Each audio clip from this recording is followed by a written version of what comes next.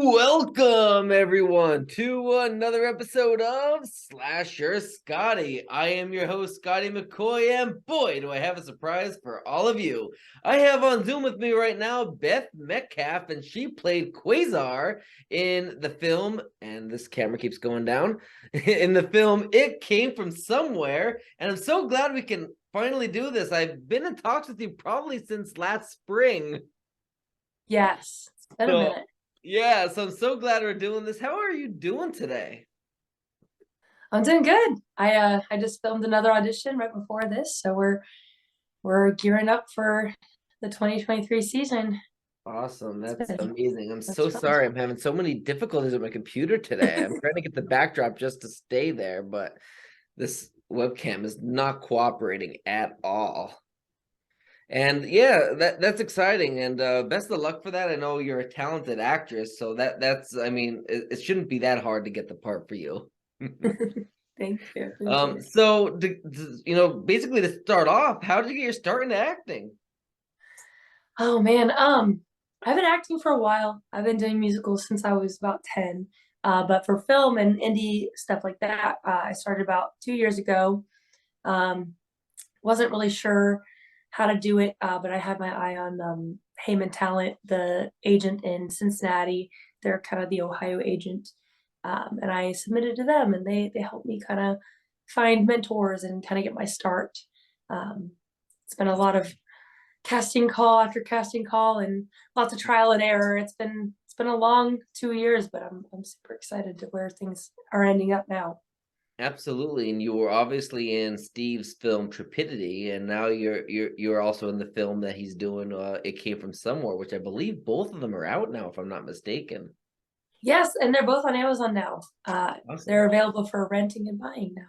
that's awesome. So we're talking about It Came From Somewhere, and how did you happen to become a part of this film? Like, I'm assuming it's because of Trepidity, correct? Yes. Well, it all started for Acrostar Films with Steve. It started with the In the Dark short film, Okay. which is it's on the indie film channel on Roku. I played Snappy the Clown, and then it kind of we Acrostar as a whole, we've kind of just grown into this big family, and we throw out ideas, and Steve puts things together. He's like, "Hey, I've got you in mind for this. Like, would you like to do this?" And he helps us he lets us put our own creative spin on things, and we were talking about It Came From Somewhere after Trepidity, and we were talking about kind of what I wanted to do, and he we talked about different characters, and I was like, "Hey, is there any way I could like be an alien? Like, could I play one of the aliens? Like, I would love to try that." He was like, "Sure, why not?" And that's kind of how it happened. I just was like, "Please, I want to try it." Nice. And one of the things that really, I guess, not just impresses me, but interests me is the fact that the movie is all black and white. Like literally old school Wolfman, Dracula, Frankenstein, black and white, which is so cool because who doesn't love an original movie monster? Yeah, it was fun. I they let me help. I helped come up with the space clops idea, so it's cool that you had to mention that because like we spent like a month trying to figure out like what do we do? We're like giant lobster? No, like oh like a giant monkey? I don't know. And I found this like cyclops mask. I was like, guys, space clops, and they were like, that's stupid, but let's do it. Nice. So Sometimes stupid is really good. Like it works, and I'm really excited for how this film, like to hear how this film does, because it's a very clever idea. Not many people are doing films that are black and white retro monster, universal monster type of movies. Like a lot of the movies now are fan films really, and this is one of those original type of ideas. So speaking of this movie, what can you tell us about it? What about the plot and the synopsis? Sell this to us so whoever's watching could be like, I want to rent this on Amazon.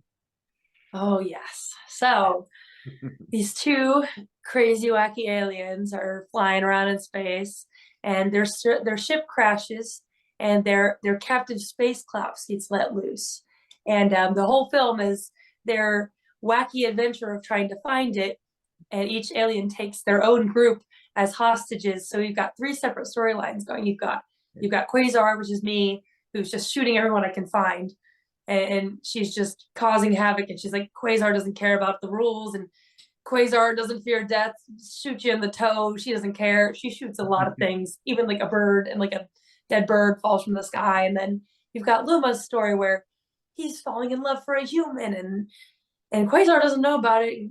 Quasar finds out and is angry, and that's chaotic. And then you've got the Space Clops' story where he learns feelings, and it's just, you've got these three different storylines that are just different, completely different from each other.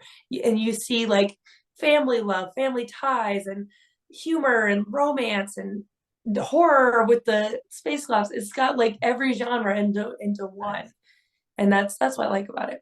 Nice. So it's basically a little bit of everything for everybody. So if Yes. you're not a horror fan, but you're a romance fan, then this film's got something for you. If you're not a drama fan, but you're a creature feature type of fan, then that's got that for you, you know, because it's got the aliens, and it's got, if you like the modern, if you like the old time, monster movie era, they got that for you. Like they have all different things in there that all mesh together, give everybody a different varieties, which is really cool. I mean, that's really great, because not a lot of films do that. Like if it's a horror film, like it could be horror comedy, but they don't have the horror, the romance, the drama, all that tied into it, which is really cool. So you told us a little bit about Quasar, but what can we what could we expect if we watch this movie? What could we expect to see Quasar? Like who is she, and what is she about? She is absolute lack of empathy. There is zero empathy. You see one part where she's like, but it's almost like a robot. Nice. And she just wants to glorify Zorksar, who's the all-knowing god, and wipe out Earth with the army of space clops, and she doesn't care about anybody. And every time anyone defies her, she's like, "You dare defy Quasar!" Like she means business. She's ready. She's trying to get it done. And she's like, "Oh, you puny humans." She's like, "Ugh." So you're like, rolls her eyes every time anyone looks at her. She's just over it. And she's just, she's a robot. And but she gets mad. Anger is her top thing. She's So always mad. did you like speak in an accent with when you were playing this role? It was very like robotic, kind of Okay. like zero vocal inflection on things. And the only time I did add any vocal inflection was when Quasar was mad. So it's like, "You dare defy Quasar!" Like Right. very just like over dramatic, over the top. This film is very over the top. Nice. So very robotic, very monotone type of vocals, right? Yes, definitely.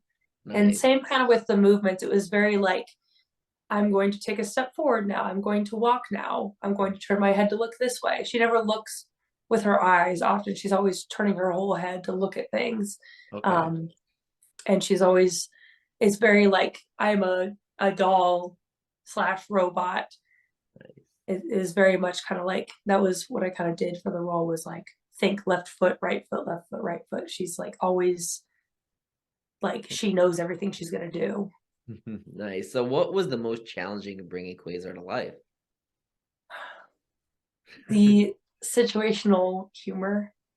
I have the most bloopers out of everyone because I couldn't stop laughing. Um, there's a lot of times where Quasar has a straight face and the situation is just hilarious. Where she's just like, they're like, "Do you have any respect for human life?" No. It's so hard to like keep a straight face for things like that. Where like in Quasar's world, she's not being funny. She's just being legit. She's just telling you how Right. it is. But to the viewer, it's hilarious. And that was definitely the hardest part And about, she's got to show like no emotion, because, and yeah. like a robot doesn't have an emotion. A robot can't love, or a robot, a robot doesn't show that type of affection or that emotion. So it's like you have to come off as, it's not like you're even coming off as a bitch. Just like you're just trying to, you just don't show that emotion there. You have to be dead in the eyes. Yes, yes. Dead in the eyes for sure. And everything she says is matter of fact. She's like, Yeah. why would I care about the humans? I don't care. But it's just so funny to everyone else. And we wrote character a lot. A lot. Nice. So we know that Steve directed Trepidity, and he also directed this. So what was it? How is Steve as a director? Oh, I love Steve. Um, he has his vision, and he'll talk to you about your character and what he is envisioning, but he also gives you your own room for creativity. And that's the best thing ever as an actor, because it's hard sometimes, like going on a set and the director's like, you're going to say it just like this, exactly like this. And there's no room for you to make it your own. And Steve, he gives you that freedom within the bounds of his vision, which is the way it should be. And that's my favorite thing. He's very personable. He's definitely my favorite person to work with. Right. How about Yeah. you? Nice. I've been hearing a lot lately, especially from indie actors, about directors giving them the freedom which they like, and then they're like when I have the main like bigger celebrities like people from Friday the 13th or whatever. Sometimes they try to be nice, but you could tell what they're saying where the director didn't give them that kind of freedom.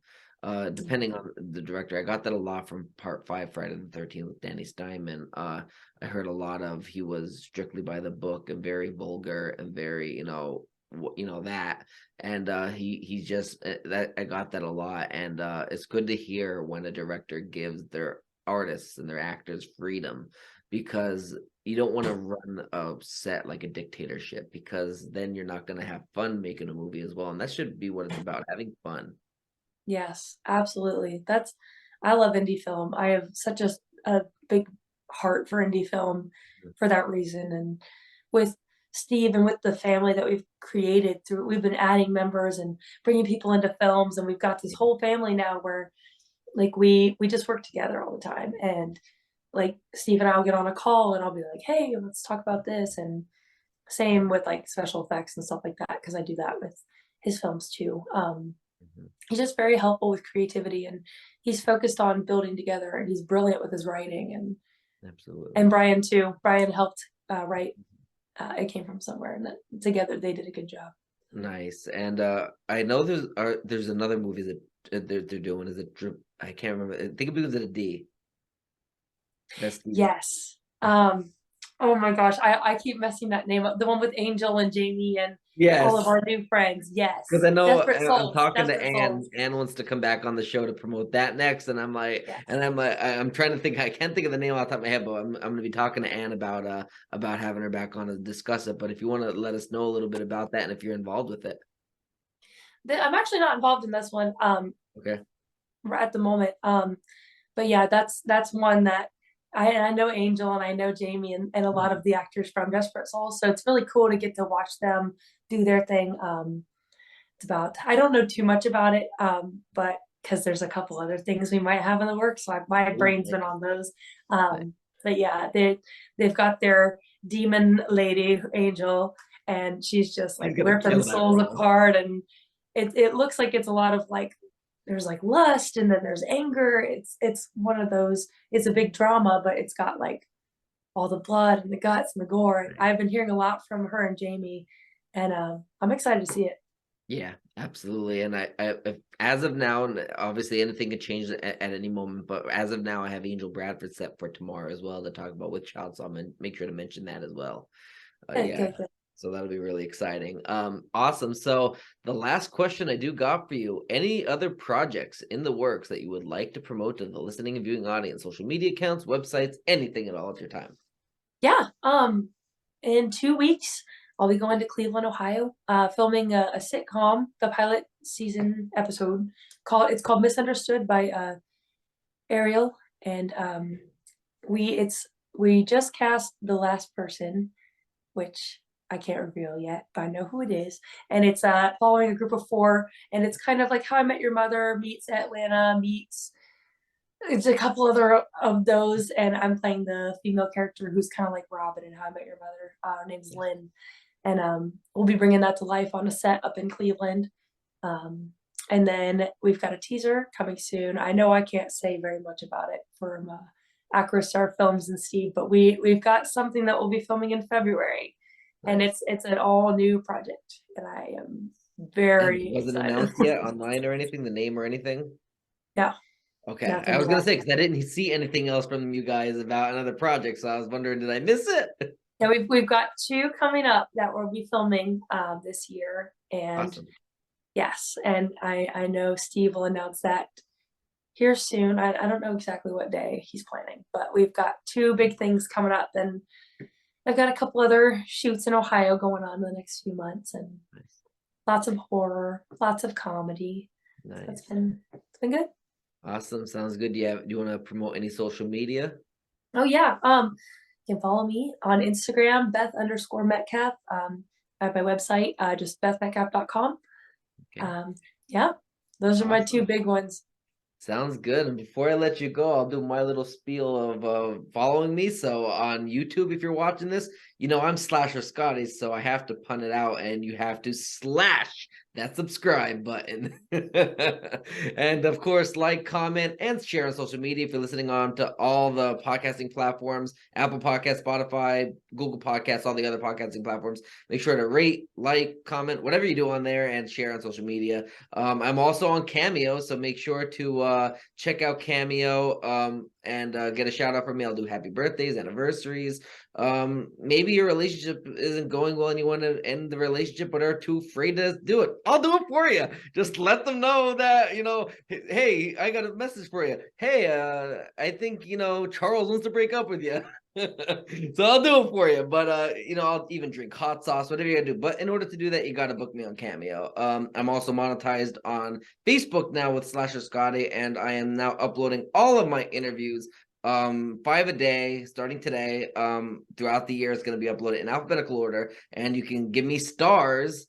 If you buy stars on there, it'll give me money and it'll keep this channel going and going and going even more. And then, of course, 2 more things. I have merchandise from virtual merch booths, so make sure to check that out if I can get the shirt right. And then here's one of my signature shirts. I also have a bunch of other shirts designs on there as well. And of course, my book, The Ultimate Halloween Movie Experience, published by Bear Manor Media, forward by Jamie Lee Curtis, original artwork from the 1981 Halloween 2 film by photographer Kim Gottlieb Walker. But and that's available anywhere books are sold. But thank you so much, Beth, for joining me. It's been so much fun. I'm so glad we got to talk about this, and I will definitely have you back on to discuss your other projects, especially the top secret that I can't wait to hear. Thank you for having me. I appreciate it. Absolutely. You have a great rest of your night. Thank you. You too. Yep. Bye.